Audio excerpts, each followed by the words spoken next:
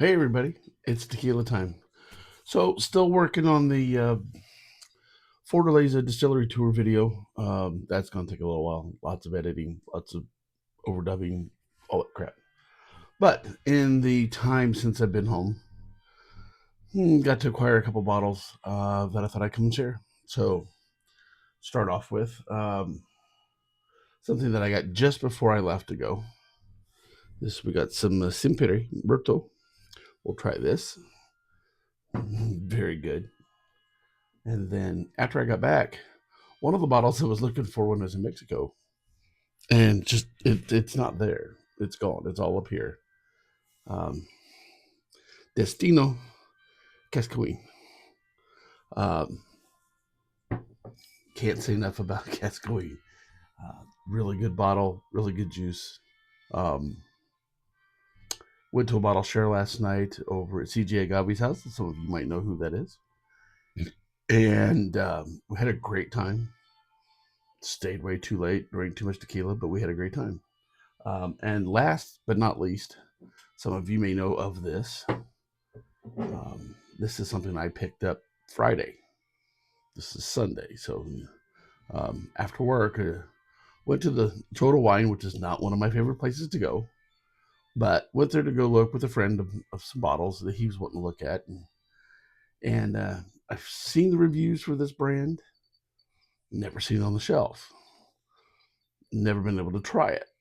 So Total Wine now has El Ateo as a Spirits Direct brand. So that means they'll carry every expression best they can and keep it full, and they're open for samples because it's a Spirits Direct brand. So this is the big bang. This is their high proof. It's at 100.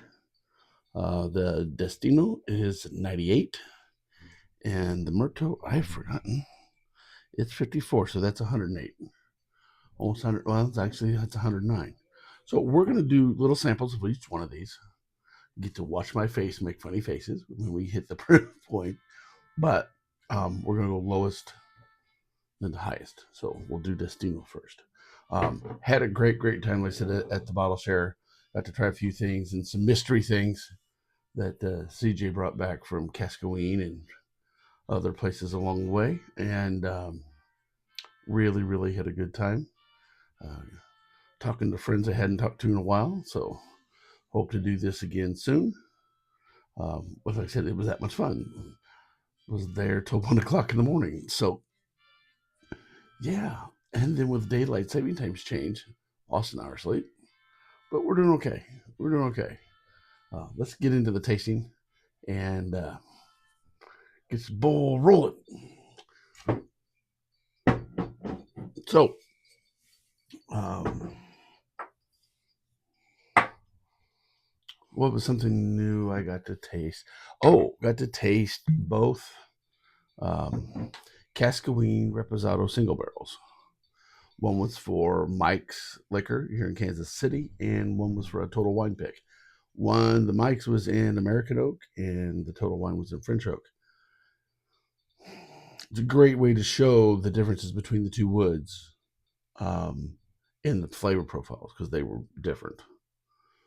I like them both, but I like them for different reasons, and it's because of the oak. So that was fun. Um, Pour this and let it breathe a little bit.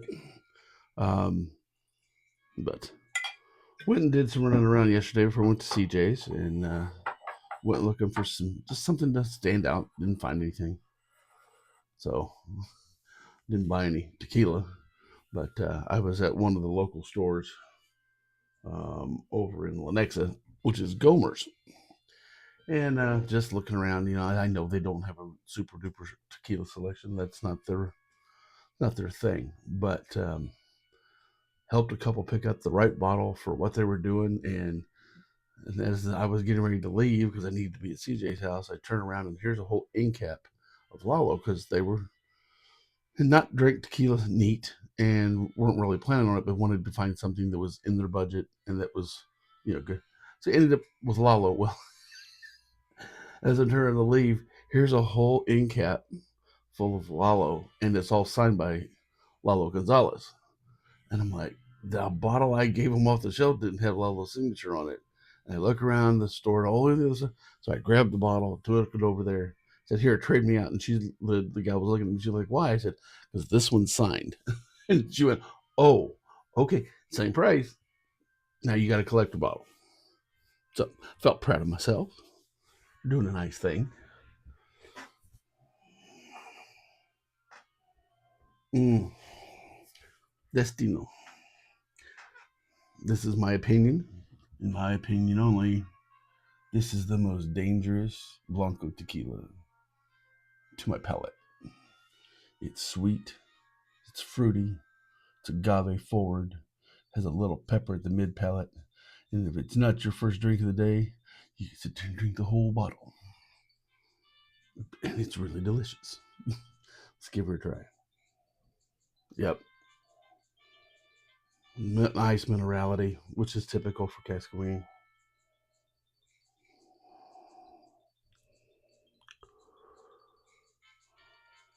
With the cooked agave. It's just, it's what I expect. And considering this is 6 different recipes, eventually blended into one.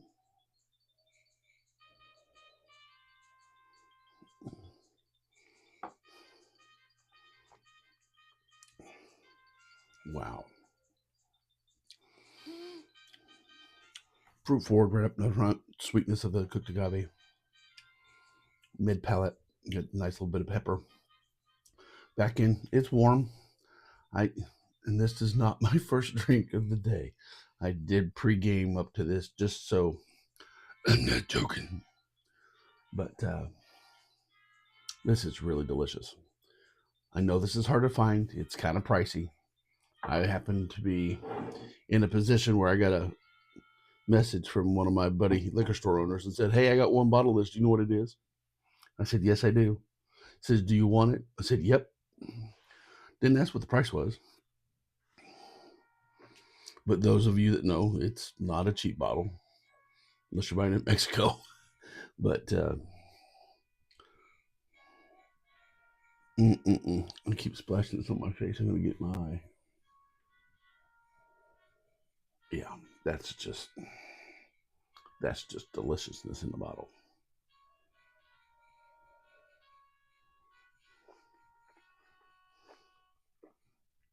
Wow. Another glass. So this was a topic of last night's. The next topic, which will be the last one, but I'm going to bring it up next, is the Muerto. Now, we were able to have the Vivo and the Muerto in the same room. I don't think anybody decided to make a zombie out of it. 50% of this, 50% of the Vivo, give it a little mix, and then you have a zombie. We talked about it. Well, there's a few discussions this morning about it, and nobody tried it. Nobody tried to mix the two. I said, well, I said, just a better excuse for us all to get together and do this all over again.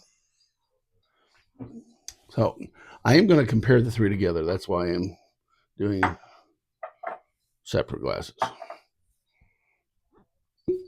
Proof's going to be, is going to be a major factor between the three, but flavor profile is more what I'm going for.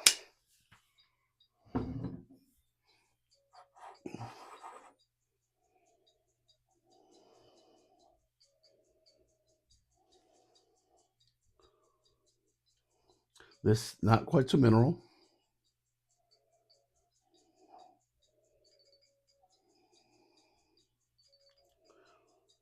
but I do get the cooked agave and a little bit of the pepper, just right on the nose. Let's give her a taste.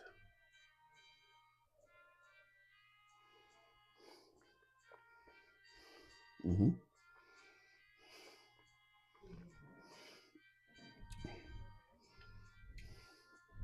That's good. Got lots of the cooked agave up front because of the higher proof. It's a little more amplified. Not really getting a fruit note. I mean, there's the agave sweetness, a little briny. Um, next to no burn compared to the Destino at the back finish. It's got a little heat to it. Not bad. Just got a, but comparatively, and this is higher proof, not by much. This is way easier to swallow. Grab one more glass. So we're drinking this one a little bit more.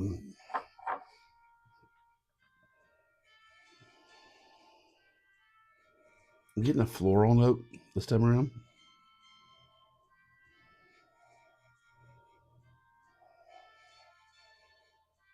Not bad. Let's go back to the first one.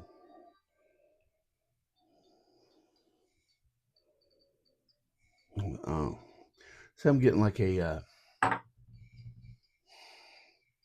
flowering tree. All of a sudden, I don't. That's weird. Because I didn't smell it first time around. This is definitely like rose petal type smell.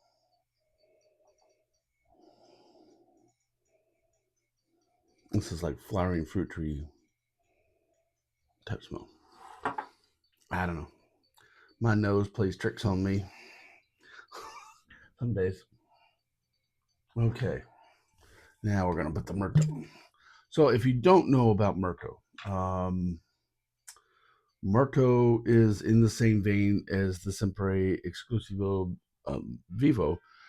With Vivo, they during the fermentation section of the distillation, um, before it's done, before the yeast is dead, they start putting it into um, the still and start the process in the still while the yeast is still alive. With the Muerto, they wait till the yeast completely dies, and then wait another 7 days, and then put it in the still for distillation. So it gives it a completely different flavor profile than what we had already. So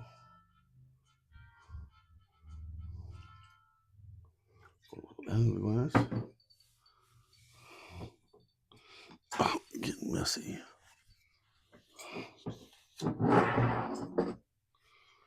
So let's give this one a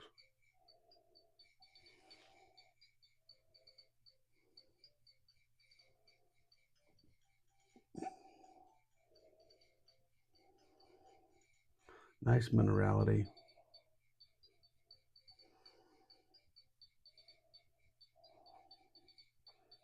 We get the hint of the cooked agave.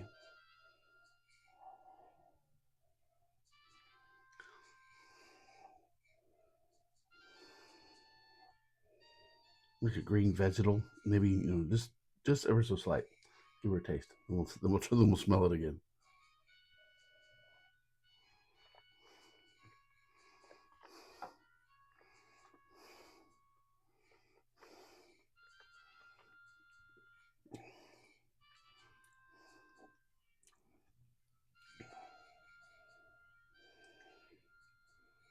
Look at that cooked agave right up front.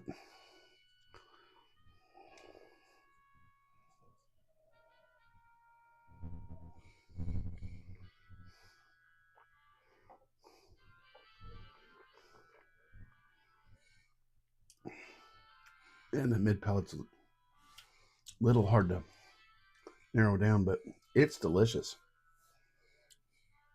A little anise and a little pepper on the back end. And there's some heat. This is the highest proof of all. Is the Muerto, but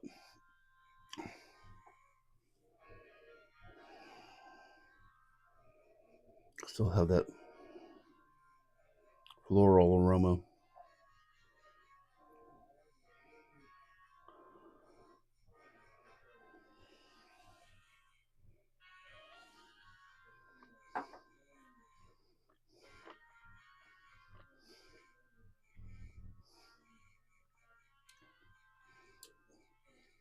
They're all delicious. and they're completely different. I mean, general flavor profiles. I may not be, telling you that, but my tongue is telling me that each one of these has its own little bit. There's the black pepper on the end, the minerality in this. You're getting the cooked agave, but there's just something in there that like I said, I get that floral on the aromas up front. This one, the aromas are more muted. No bad smells, just muted.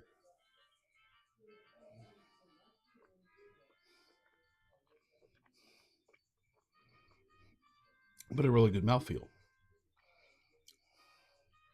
And you have that little bit of anise there on the back part of the palate, and no burn.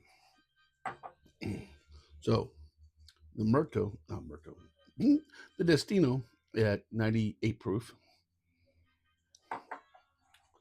the Big Bang at 100 proof, and the Muerto at 109. All delicious, delicious, delicious high proof Blancos that challenge your palate, challenge your nose. But if you have the means, these two are delicious and definitely well worth trying. Find a bar that has them, get a pour. But for the price, we're under $60 for 100 proof Blanco. Go to your Total Wine, take a look and see if they have it. This is the Big Bang. The other one from them, which I wasn't able to get because they didn't have any in stock, that got good reviews, like the Big Bang did, was their Añejo. I tried the Añejo. They had some there for sample, but not any for sale. Delicious Añejo. Really, really was. You get the barrel notes. You get fruit forward. Not 100% sure on the proof. I believe it's probably 80. But it was delicious. Wish I could have got both bottles. Wasn't able to get both. Got the one, and I'm happy. I'm not disappointed. I'll be able to go back to any of the other Total Wines in the city and go buy the Añejo. So that concludes our show for today. But keep your eyes open. I said I'm working on video.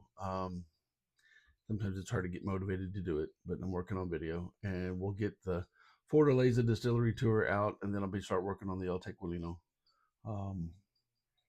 Had a great time. Again, if you get the chance to go to Mexico and go to Tequila, you need to go. It's not life changing, but it's definitely a bucket list thing for me. I want, and so much so that after last night, I'm going back. I'm going to start saving my money and figuring out a way to go with CJ and the group next year and do more of distillery tour, distillery tour, distillery tour, distillery tour. The time that we're there, and then figure out a way to get some bottles back home that don't break, and just have some fun with it. Literally, just um, the stories that get told. Um, it's just amazing. CJ ended up bringing home, I don't remember how many of Sergio Cruz's mystery bottles, his experimental bottles that he's working on different flavor profiles. Tried 4 out of 6, and I was amazed by all of them. They all were independently different, um, and nothing like anything else I tasted. One of them I know had champagne yeast in it. It was so good, and it was 55%. So, woohoo! But again, if you get a chance to go. I don't know that I've known anybody that was disappointed. No matter what they ended up doing in tequila, they had a good time. So, to all of you, to all of us, salute. We'll see you next time on It's Tequila Time. See ya.